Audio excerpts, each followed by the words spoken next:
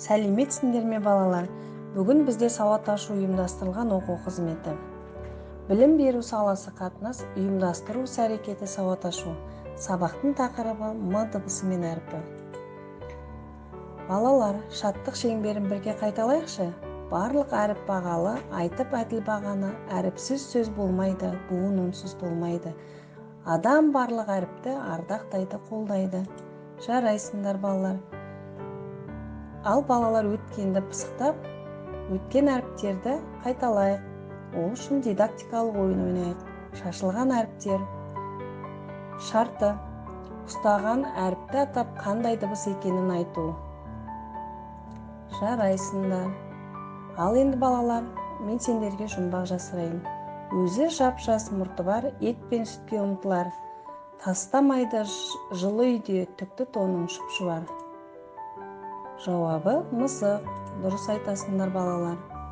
Жаңа сабағымызды бастайық. М дыбысы мен әрпі. Мақсаты: балаларға М дыбысы мен әрпін таныстыру. М дыбысы бар сөздерге дыбыстық талдау, жасай білуді үйрету. М дыбысының айтылуына мән беріп, әріптің баспа түрін жазылуын үйрету. Буын туралы түсінігін молайту. Дамытушылығы: жаңа дыбысты қатыстырып, сөз сөйлем ойлату арқылы баланың логикалық ойлауын дамыту. Сөздік қорын жетілдіру, зейінін тұрақтандыру. Тәрбиелігі: адамгершілікке, ептілікке, шапшаңдылыққа тәрбиелеу. М әріпінің қалай жазылатын үйренгілерің келе ме? Ендеше мына бейнероликке назар салыңдар. М әріпін жазуды үйренейік. Олар бас әріп және кіші әріпке бөлінеді. М әріпінің бас әріпі ілгегі бар үш түзу көлбеу сызықтан тұрады. Үлкен жолдың ортасынан сәл төмен қаламыңды қой. Солдан оңға қарай астыңғы сызыққа тигізе доға сызамыз да, оны үлкен жолдың ортасына дейін түзу көлбеу сызықпен жалғастырамыз. Сол нүктеден төмен сызық, астыңғы сызыққа жете бере оңға қарай астыңғы сызыққа тигізе ілгек саламыз. Жоғарғы нүктеден оңға қарай тағы да нүкте қойып, түзу көлбеуді ілгекке жалғастыра жүргізіп, астыңғы сызыққа тигізе оңға қарай ілгек саламыз. М әріпінің кіші әрпі ілгегі бар үш түзу көлбеу сызықтан тұрады. Жазу жолының төменгі сызығына сәл жоғары қаламыңды қой. Солдан оңға қарай астыңғы сызыққа тигізе ілгек жасап, жоғарғы көлбеу тартамыз.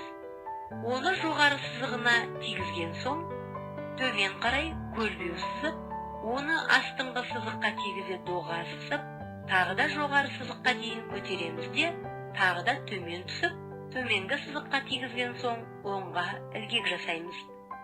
Енді дәптеріңді ашып, менімен бірге М әріпін жазуды үйрен. Балалар, бүгін біз ертегілер еліне саяхат жасайық.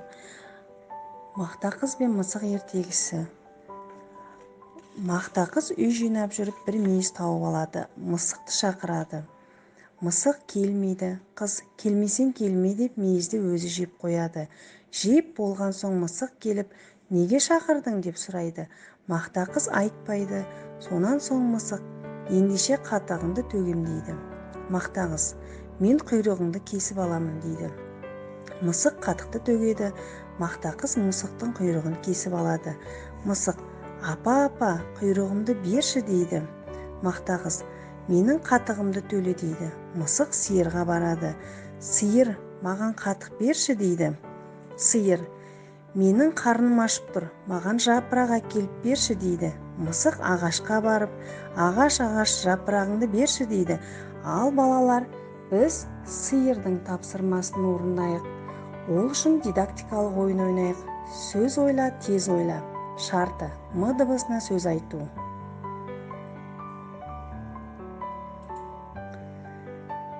Жарайсыңдар балалар.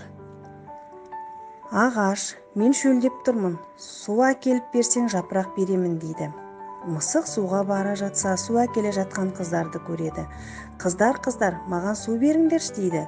Ал енді балалар, ағаштың тапсырмасын орындайық. Дидактикалық ойын ойнайық. Ойлы болсаң ойнап көр. Сөзден сөйлем құрап біл.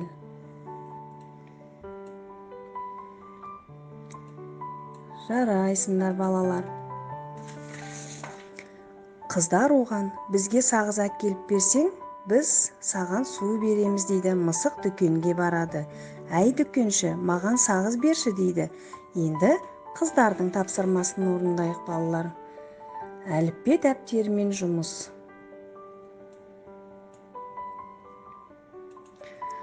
Дүкенші, маған жұмыртқа бер дейді. Мысық тауыққа барады. Тауық, маған жұмыртқа берші дейді. Балалар, енді дүкеншінің тапсырмасын орындайық. Қанеки, сергіту сәтін бірге қайталаймыз. Мақта, ақ мақта, өседі екен жайқалып, су құямыз, баптаймыз, еңбектен біз қашпаймыз. Отырамыз, тұрамыз, теріп аламыз, орнымызды табамыз. Жарайсыңдар балалар. Тауықтар: бізге дән әкеліп берсең, біз саған жұмыртқа береміз дейді. Мысық енді не қылам деп бара жатса, бірінің қазып жатқан тышқанды көреді. Мысық тышқанды бас салады. Жаныңның барында айт, үйіңде не бар дейді.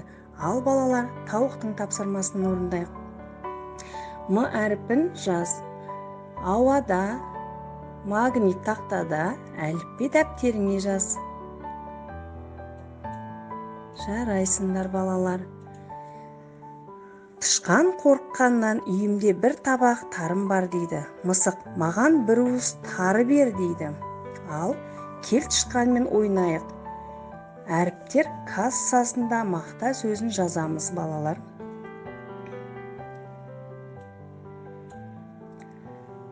Жарайсыңдар. Тышқан үйіне барып бір уыс тары әкеліп береді. Мысық тарыны апарып тауыққа береді. Тауық жұмыртқа береді. Жұмыртқаны апарып дүкеншіге береді. Дүкенші сағыз береді. Сағызды апарып қыздарға береді. Қыздар су береді. Суды апарып ағашқа береді. Ағаш жапырағын береді. Жапырақты апарып сиырға береді. Сиыр қатық береді. Қатықты апарып мақта қызға береді. Мақта қыз мысықтың құйрығын береді.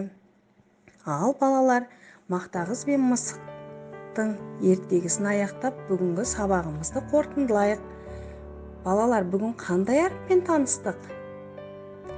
М дыбысы қандай дыбыс? Қандай ертегіге саяхат жасадыңдар? Жарайсыңдар балалар.